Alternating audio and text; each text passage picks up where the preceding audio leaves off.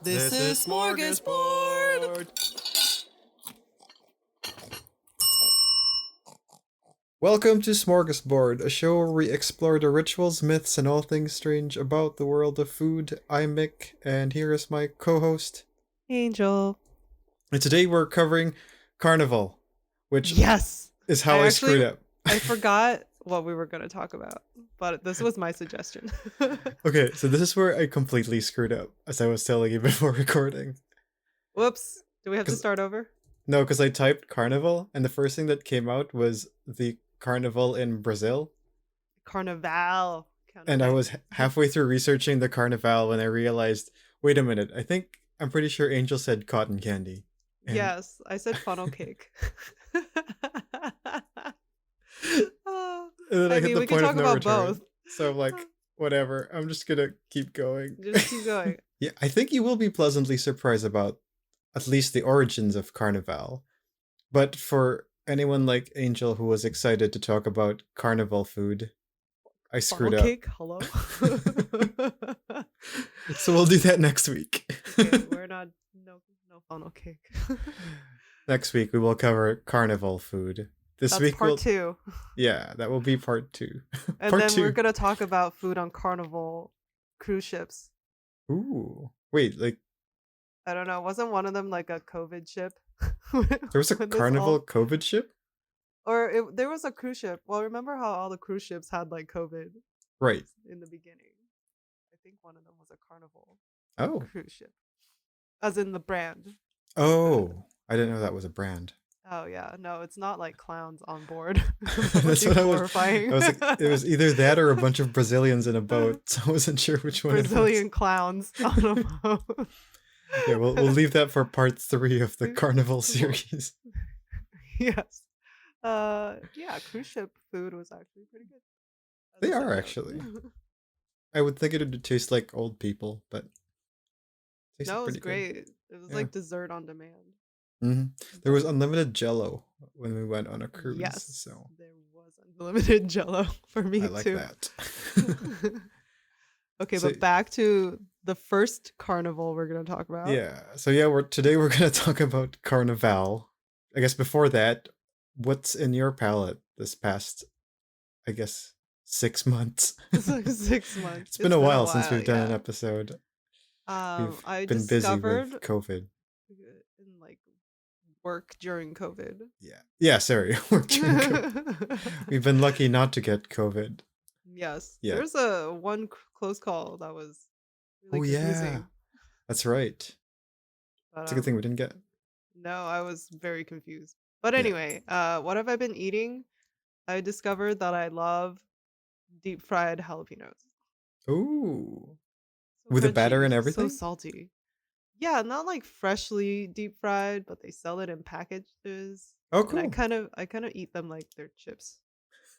Because I don't like potatoes, but fried things. Do they sell that in bulk, or do you just buy like 10 packages of it? They used to sell it at Costco, but then they stopped. Oh. And then so now I have to get like smaller packages. Do you chop them up and then throw it into a bag of Cheetos? Oh, I should try that. Or veggie straws? I can mix them with hot veggie straws and hot Cheetos.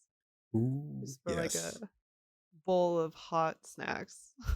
That sounds amazing. That are not actually hot. You'd probably go through quite a bit of that. It's like more sodium than hot, probably. But yeah, that's my current obsession. I'd buy that. That sounds amazing. Next time I visit you, if I ever get to visit you, I will throw a bag at you and you can try it. Okay, but what are you eating as you're away from society? I've been eating a lot of Ia's food. So she's been cooking a lot of fried. Actually, yesterday she cooked this fried rice with ground meat or something. It was really tasty. Mystery rice. I like it. We've been doing a lot of, because I think this is inspired a lot by the leftover show, like the cooking show where people use leftovers to make dishes on Netflix. And nice. I think she's been inspired by that, so we've been cooking dishes and buying food. Are you like So intentionally making leftovers so you can cook with leftovers? I don't Like, think are it's you intentional? intentional, but we Okay, end up doing it. So right. yesterday we did we bought tempura from a Japanese restaurant and then made fried rice from like leftover rice and ground meat. Nice. Yeah, I was picturing you guys like making double the portion that you usually eat just so you can have leftovers to make leftover stuff. Honestly, I think if we get into like a good rhythm, we probably would. And if you haven't seen the show, you should watch it. They make like food look good. They make food look good on a cooking show. No. Yeah. Well, because it left like they'll give them leftovers, like half a fried chicken and French fries and stuff, and then they have to turn it into something else. Okay. I would make a nest out of the fries and then make a chicken sculpture. I mean, someone used the fries or like the noodles or something and squished it again and then turned it into wonton chips. Oh, That's pretty smart. like reformed, Yeah. reformed, whatever, reformed carbs. Yeah. So yeah, that's what I've been eating. But anyway, back to the Carnival, which is Carnival, I guess is how it's Carnival, supposed to. Yeah. Carnival. Carnivali. Someone correct us, please.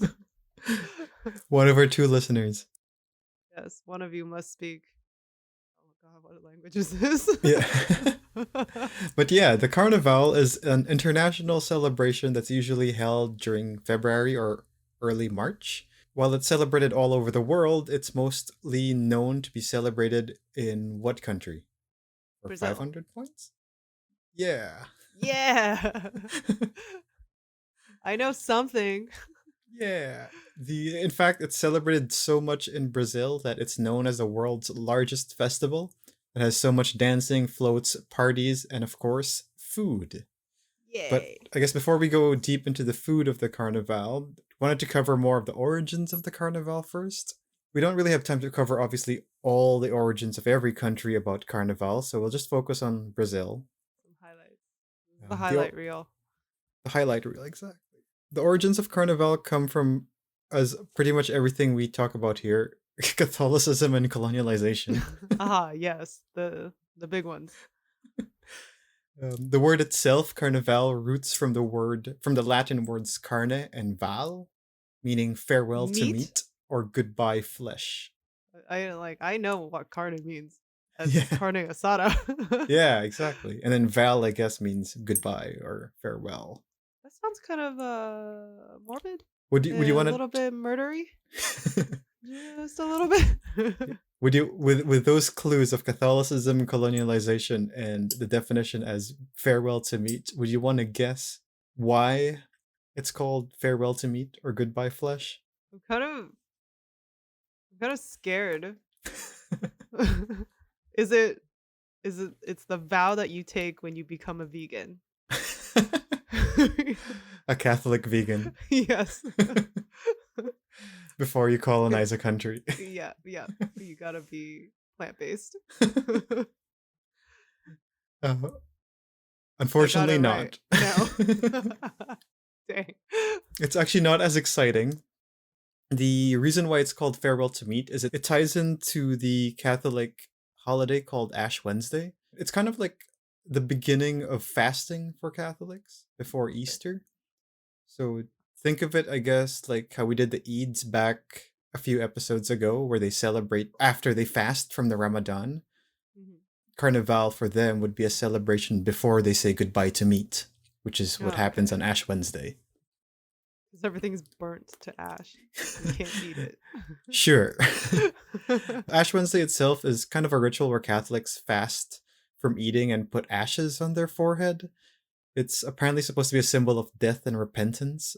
Something about ashes where you're born and from ash you will return. Ashes to ashes. Yeah, that's I think where that comes from. Got it. Ash Wednesday is also the beginning of what Catholics call Lent, which is the 40-day time of fasting and sacrifice.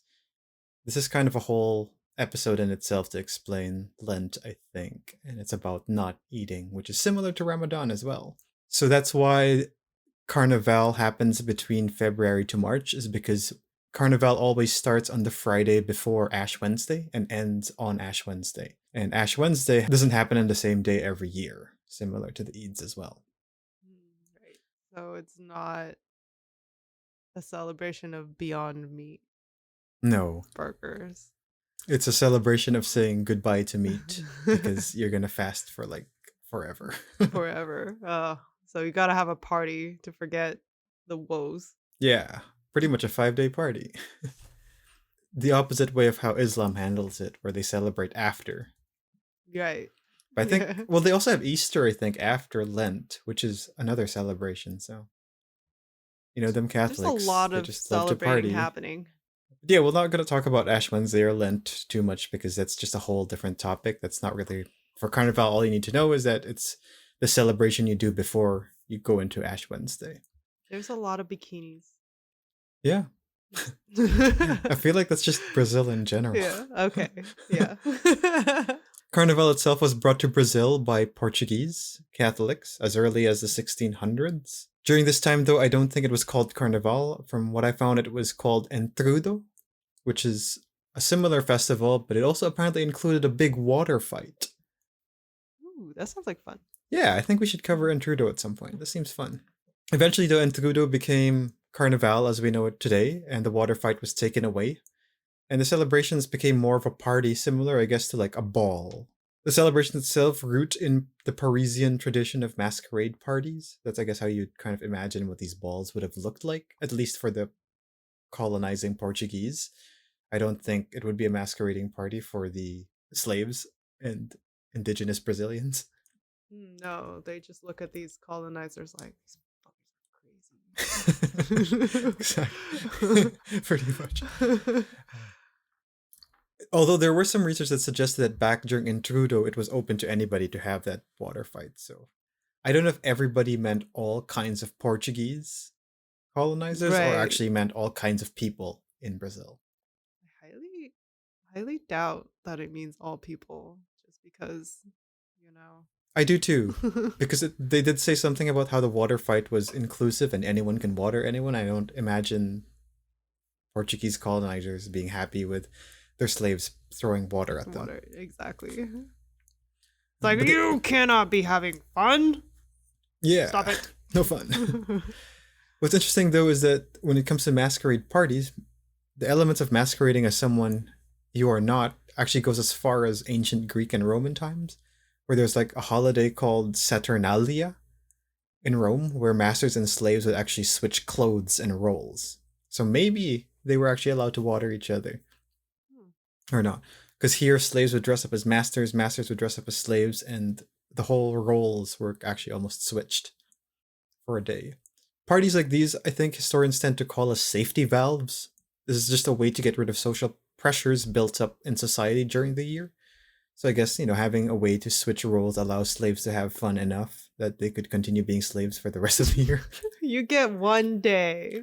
That's good, right? We're good. We're even. Exactly. That's pretty much what they're trying to say here. Nice. And like we said, it is debatable whether these parties were exclusive to the rich or not. So I don't think we can talk about that too much because we're not really historians. We're not doctors either, Nope. apparently. Or anthropologists. Or anything. Yeah. But if we assume, though, that this level of exclusivity existed, it could have continued as late as the 1900s, because in the early 1900s, parties started to move to the streets and celebrated by everybody. At this time, everyone seemed to have celebrated it already. Including Carnival. vegans. Including vegans. Now, maybe a theory could be that everyone in Brazil could have celebrated it, but maybe the parties were segregated. Who knows? That's, again, something we can't speak to. Today, though, Carnival is much different from its origins. So these parties of masquerades and fancy balls, that's not really how Carnival is today.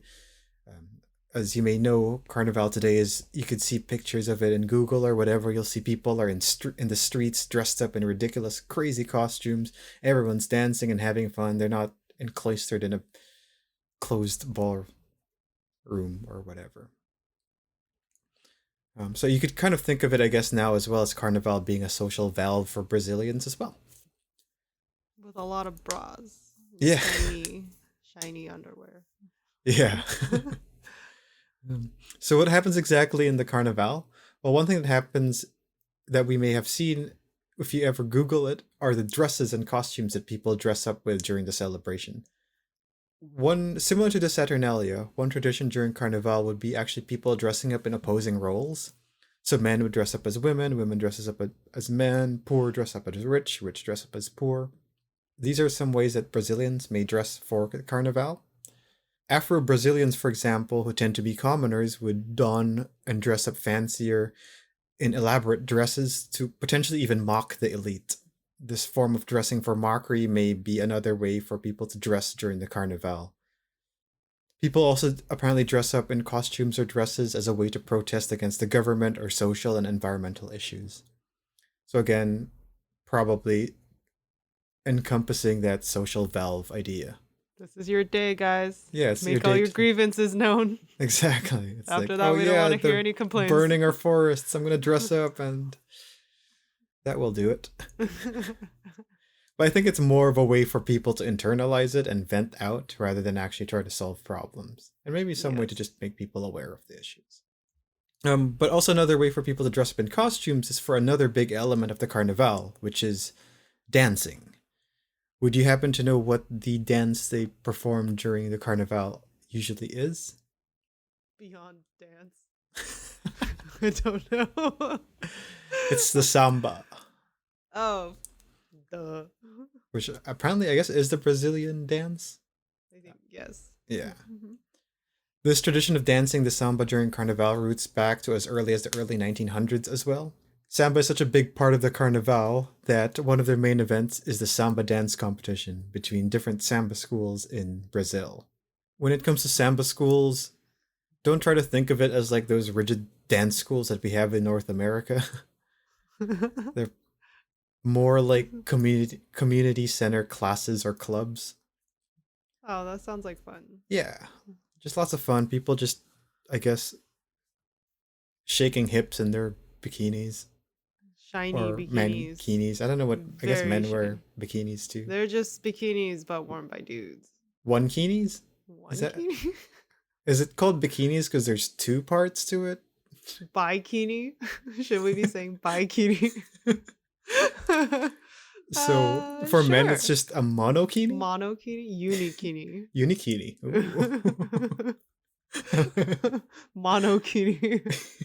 I think I like unikini. Uni. Yeah, let's go with unikini. The dance competition itself is hosted in a place called the Sambadrome, which is pretty much an exhibition space built specifically for this competition. Oh, yeah. That's cool. I'm just picturing that it has like glitter everywhere. Yeah, pretty much. It's a Hallmark Christmas movie, but with dancing. The competition itself lasts for 4 whole days, starting on the Friday, and often begins at night at around 8 p.m. and ends as late as 7 a.m. in the morning. That's a lot of dancing. That's a lot of energy drinks. The way the competition works is each school performs for an hour, and then an hour of dancing is very long too. It is long. So if you could imagine, that's maybe we're just weak though. I don't know. Probably. I can't even walk for 5 minutes before getting tired. Yeah, I think we're just weak. We can't samba. Yeah, but imagine that it's 12 hours of dancing every day for 4 days, and it's an hour for each school. So there's a lot of samba dance schools in Brazil. Yeah, I bet. It's like, how many Starbucks do we have in one block? Pretty much. Each samba school, as we said, has an hour to show their prowess in dance. But we're not really a dance podcast, so I'm not going to cover how they dance. I'm assuming they just dance the samba for an hour. Yeah, I'm just going to picture that in my head. Yeah. When it comes to the presentation, as far as I know, all I know about these dance presentations are that they're led by a female flag bearer called the Porta Banderia, and are led together with a male dancer called the Mestre Sala, who is apparently the flag bearer's protector. These two are usually the Bodyguard. best dancers of the school, and they kind of walk in. Imagine, like, I guess the Olympics when the countries are coming in. They kind of Oh yes. walk in first, and then everybody follows. The dancers, the drummers, and everyone else follows. Everyone's dressed up in these elaborate costumes. Usually, there's also a float that comes with them. Ooh, a whole float. And the school's queen, who is also one of the most talented dancers, are usually found with the drummers dancing there. I'm assuming she's at the float, probably. She's at the helm. Yeah, pretty much. Doing the queen's wave, but in a samba way.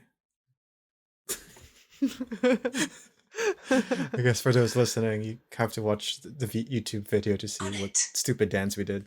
We did a stupid dance. Oh, right. I'm like, oh, we literally just did it. I was trying to think of like, when else did we do a stupid dance? But yes, okay. We don't dance enough, I guess. No, we never dance. And lastly, before going to food, of course, the Carnival wouldn't be a celebration without its parties. Just like we have block parties, I guess, here, Carnival takes that to the next level by having a ridiculous amount of block parties. Each block party, called the blocos, are pretty much massive street parties. These parties are full of music, dancing, parades, celebrations. From how I understand it, these are the parties that you don't really see on TV, because usually the TV focus is probably in the Samba Drome, so that's where most of the promotions and all the hype comes. But you got to remember the whole city is partying. Yeah, right. It looks cool. I wonder how big it is. There's that many schools dancing. Is it like an Olympic? I'm picturing it's gigantic. I hope it's gigantic. Probably exhausted. We get tired just walking from one side to the other. You have to dance across the whole thing. You can't walk. I'd make it halfway and pretend like I'm sinking. Help me! I don't know what I just did. That was a weird action. We would probably be the first presentation because they just want to get us over with. Yeah, do not watch the video of this. Thank you. But yeah, these blocos are massive parties all around the city, probably all around Brazil. And just like how every samba school can have their own flair and taste of their dance, every bloco is also different, whether it's the location in the streets or in the beach. It could also be different in the way they play their music, the way they dress up in costumes. There are themed blocos apparently, and even have different kinds of parades. Under the sea, let's all be mermaids. Oh, that'd be so fun. Then we can really only use our hands to dance. Yes, you can flop your tail. Yeah. That's it. As we talked about in its origins, the origins of Carnival came from food. It was a food festival where you eat before you fast. Nowadays, it's not really a Catholic celebration anymore, but obviously people still eat during Carnival. Unfortunately, they're not cotton candy or hot dogs when it comes to the food in Carnival, but fried butter. most of the food in Carnival do seem absolutely delicious. One of the more popular dishes you'll find in Carnival is Brazil's national dish, the feijoada. Feijoada? Feijoada? Can't help you there. I have no idea. Any of our listeners in Brazil might need some help in that one. But essentially, it's kind of a pork and bean stew. How I kind of see this, it's apparently a very heavy meal, so it's your pre-game meal. The meal you have before your party, or maybe during the downtime to recharge. It's, as we mentioned, a pork and bean stew. Its name itself roots from the word feijão, which is bean in Portuguese. Probably not pronounced that way.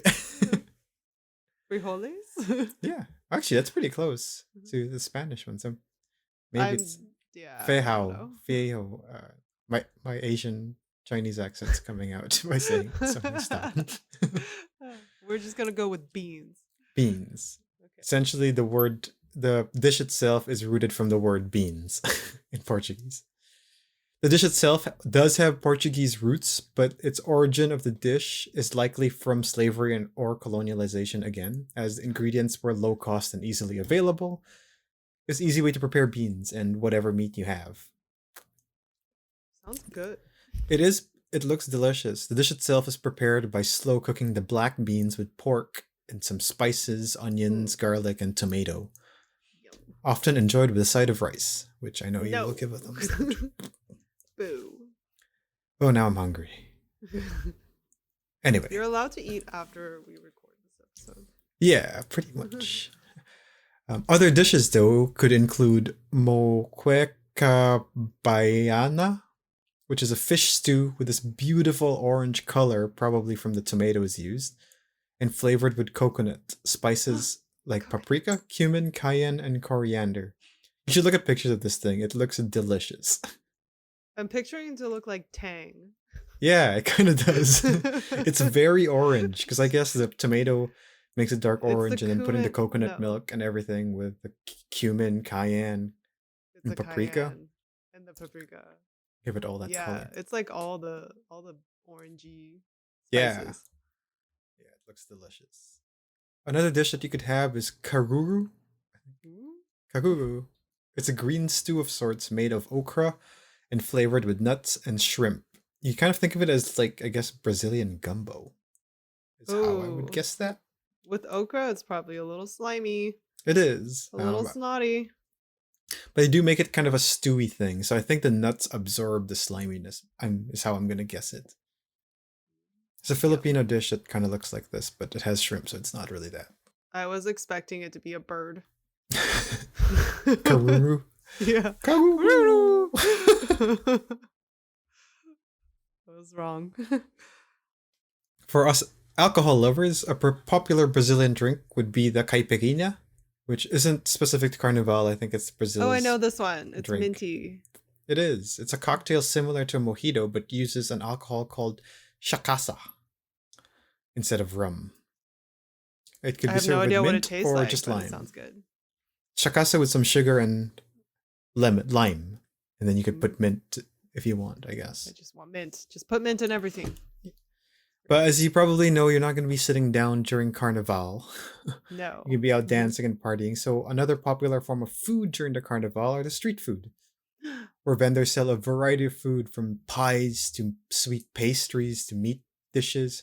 There's so many different varieties here of like shapes, sizes, kinds, and I'm assuming there's so much regional variety as well that we can't cover everything. So I picked my favorites.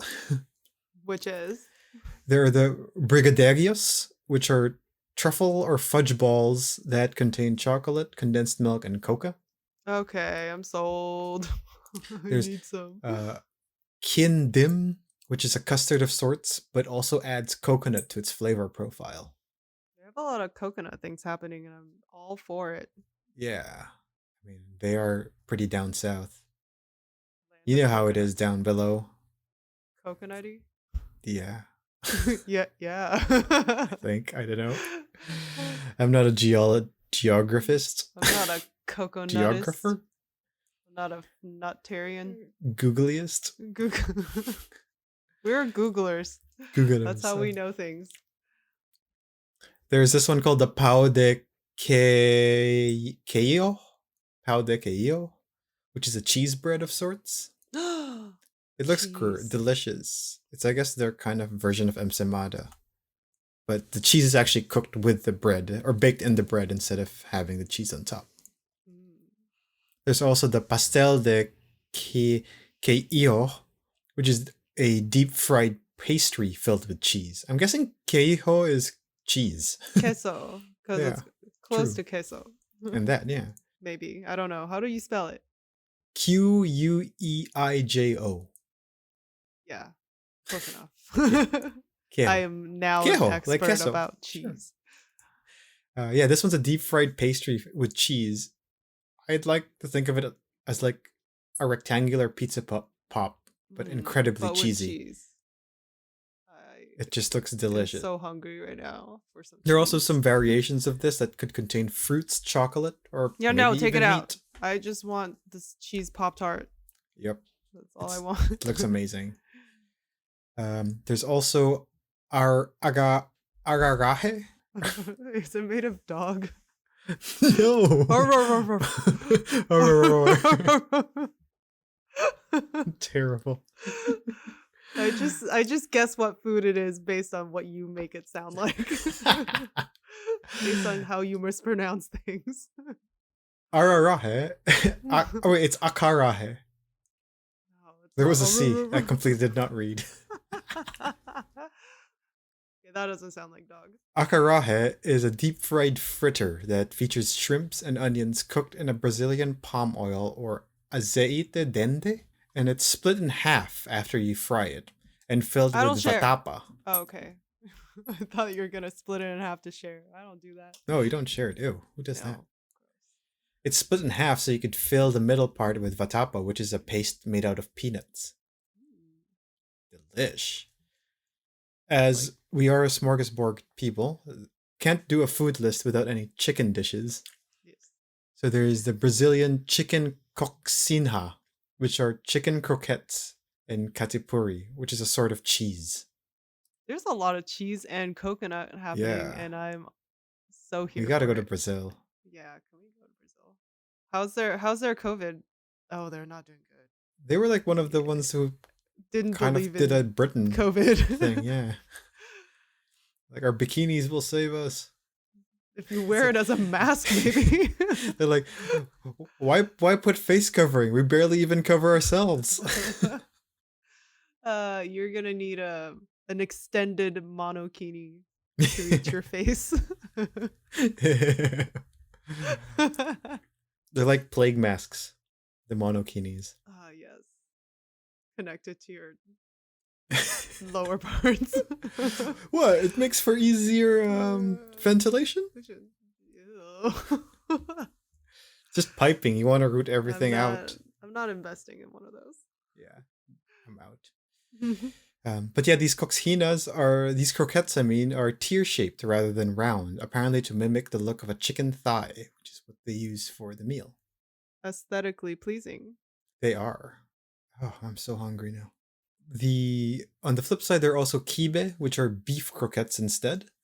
These apparently have a fairly Middle Eastern influence. It actually comes from Lebanon, I think, rather than Portugal. These ones feature spices like cinnamon and mint in it, which sound like really cool spices to put with beef. Yeah. On a croquette. There's also bacalhau, or little cod balls, which are just fritters with cod and Whoa. potatoes. It'd be a fun name to give somebody. Who's my little cod ball? My little You're cod my ball. little cod ball. You're Who's such a my little cod ball. Oh, you're such a good little cod ball. The most unattractive pet name I've ever heard. Is it a fish? No, it's my dog, dumbass. My dog that's made of fish. Probably will find also a lot of grilled meats and sausages in the street foods. Some examples of these are picanha, which is just top sirloin steak. Top sirloin steak. That is the order of words. Yeah. Or espetinhos, which are sausage skewers served with a spicy sauce. Spicy, and I bet it's actually spicy. Yeah. It's surprising that this is the first spicy dish I found.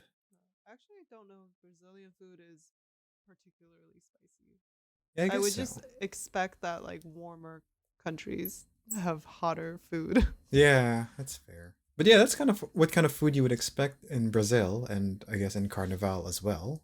I figured I'd also look at some other Carnival food from other countries. In Italy, for example, they eat a lot of fish apparently during Carnival. I think this has little to do cod balls. Yep. They're just a bunch of little cod balls in Italy. I thought they were all about the meatballs. Nope, just cod No, balls. just cod balls. Okay. Well, they also serve little fritters, fritelles or cristoles with cream. In France, Carnival or Mardi Gras, meaning Fat Tuesday. Ooh, we should do Mardi Gras. That would be a fun episode to cover too. All right, put that on the to-do list. Yeah. In France, though, you would have beignets, waffles, crepes. The first time I saw the word beignet, I was like, big nets. What is a big net? And I saw it at a Can I get Popeyes. a big net? Big net? The fishing store is next door, ma'am. Oh, I want a big net. Big net, that chocolate one. Chocolate big net. In Germany, obviously, you get some bratwurst and sausages, but there's also kartoffel soup, bowl of potato soup with German sausage. Except for the potato part. In Poland, they have their own version of Fat Thursday called Tulsti Czwartek. And one of their traditions involves indulging in donuts. Oh, I like Called that. Trusty or Fawarki. That sounds like a dynamic duo. Yes. This September, meet Trusty and Farky. Take As on they- crime, one donut at a time. I thought they were gonna take on Krispy Kreme. Just absolutely destroy it. Seems like a lot of donuts or I mean, dough it's a very stuff convenient food to carry with you as you're partying. Yeah, I guess so. And I guess because a lot of these are also like historically Christian, so they follow the no meat thing that comes with fasting during that time. It's beyond burger time. Yeah, it's Beyond donut. burger. So yeah, I guess you're kind of right because it's Beyond Meat. Yeah. Ash Wednesday is a Beyond Meat day. Cyprus, they have like chicken kebabs, and also like cheese kebabs. It seems. Oh, cheese kebab. They also have this Cheese. meat-free Cypriot party piece, which I guess is a potato salad with stuff. That doesn't sound like a party. I guess potato salad is pretty party food. Yeah, It's I don't like know. what everybody brings to a party. Just no raisins, Karen. What's raisins in a potato salad? Karens do. Yeah. Okay, I've seen those. Have you seen that I've of seen the those. Celebrity Jeopardy with Chadwick as Black No. Panther? No. So Black Panther does, or is it Black Jeopardy or Celebrity Jeopardy? Anyway, I'll put the link for everyone to watch on the episode, and I'll send you the link later. It's the best. Does it have anything to do with potatoes? It does. Okay. I was like, what are you talking about? Okay. In Trinidad Apropos and of nothing. Potatoes. just Black Panther fits for everything. It's good party Yes. conversation. Black Panther and potatoes.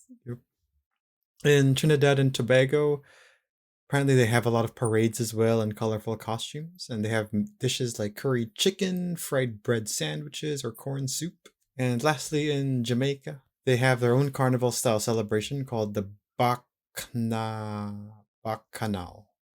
I think it's Bacchanal Bacchanal. because I don't think it's Bacchanal.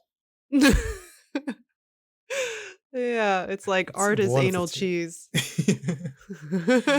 Oh man, this is very Very pungent cheese. Very art is anal cheese. Yeah, and I guess like we do in every Smorgasbord episode, we ask the two favorite questions. Or not favorite, just two questions. Is it healthy or is it good? Is it healthy? It's not healthy in COVID times. It's not because healthy you in don't COVID want to be times. going out and partying Nope. with a If- mankini on. In fact, good for Brazil to cancel Carnival this year. Is that confirmed for 2021? I think so. They're I'm not pretty going sure they to? confirmed that one. In terms of the food, I don't know, man. It's cheese. It's delicious. It's It's healthy not for your mind. Particularly good for you physically. Yeah, but I mean, I'm sure it's healthy as like food for energy because you're dancing and partying all day anyway. Yes. So I'll I give them mean, that. everything is okay. I'm not going to say everything, but most things are okay in moderation. Yeah. You don't want to eat 5 metric tons of cheese. But I mean, if you'll you're die. dancing for 12 hours, maybe This is 5 metric true, tons of but you cheese should- is what you need. And water. Yeah. Don't forget to hydrate. Ooh, some deep fried jalapenos with some cheese. Ooh. Oh my god. I can make a casserole out of it. Can you, when you buy them, cut it open and put some cheese in it and then stuff it again? It's not, it's like, it looks like chips. Oh, okay. Never mind. They're then. not wet. What if you get a bike pump and pump it open? If you really want to, you can do anything. And the last question, is it good? Yeah. Yeah, Brazilian it food's sounded delicious. really good. I've never Caipirinhas are had. delicious. Okay, So, I've never had Brazilian food.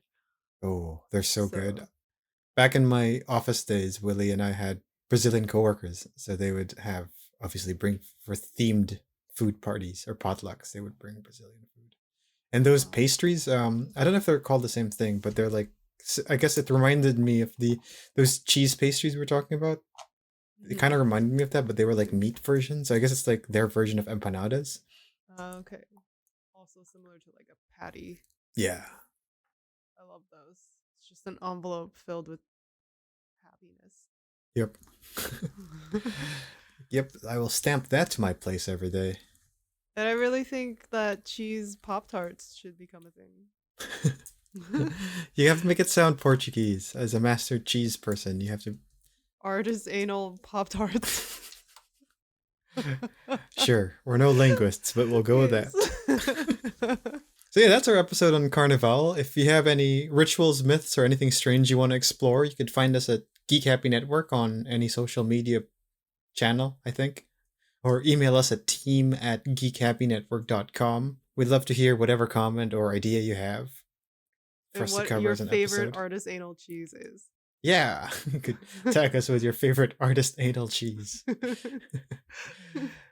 Yay. That's it. I'm gonna go eat. That's a wrap.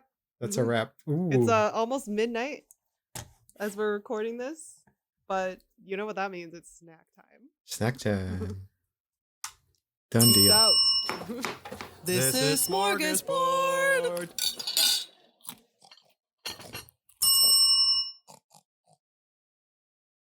This show was created by Angel Lin and Mik Narciso, hosted by Angel Lin and Mik Narciso, edited by Mik Narciso and Bianca Guico, logo and graphics by Angel Lin, music by Mik Narciso, and videography by Bianca Guico. The show is produced by Geek Happy Network, constantly curious about the things we love. If you enjoyed listening to Smörgåsbord, remember to subscribe to the show on Spotify, YouTube, or on your favorite podcast app. Remember to leave a review. We would love to hear your thoughts.